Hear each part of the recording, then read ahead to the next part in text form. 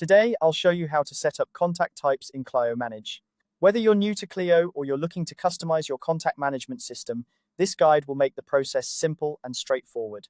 Setting up contact types allows you to categorize and organize your contacts in a way that best fits your practice's needs. So, let's dive in and get started.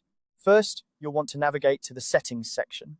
You'll find this option conveniently located in the left sidebar of your Clio Manage dashboard.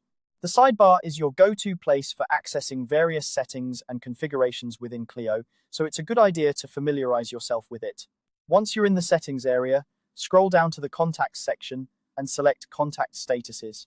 This is where you can view and manage the different types of contact statuses available in your system. Now, let's move on to adding your custom contact type. This is a valuable feature that allows you to tailor the system to your specific needs.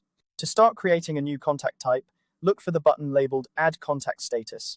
Clicking on this will open up a field where you can type in the label for your new custom type. Think carefully about the name you choose, as it should accurately represent the group of contacts you want to categorize. For instance, if you frequently deal with client referrals, you might want to create a contact type named Referral. Once you've decided on a suitable label, type it into the field. Remember, clarity is key here. The more descriptive your label, the easier it will be to manage your contacts later on. After entering your custom type label, go ahead and click the Save button. This action will add your new custom contact type to the list of available statuses, ready to be used whenever you add or edit contacts. And there you have it. Your custom contact type is now set up in Clio Manage. By taking the time to customize your contact statuses, you're ensuring that your contact management system works in harmony with the unique requirements of your practice. This level of customization not only helps you stay organized, but also enhances your efficiency when dealing with different types of contacts. Before we wrap up, here's a quick tip. Consider reviewing your contact types periodically. As your practice grows or changes, you might find that you need to update or add new contact types to reflect your evolving needs.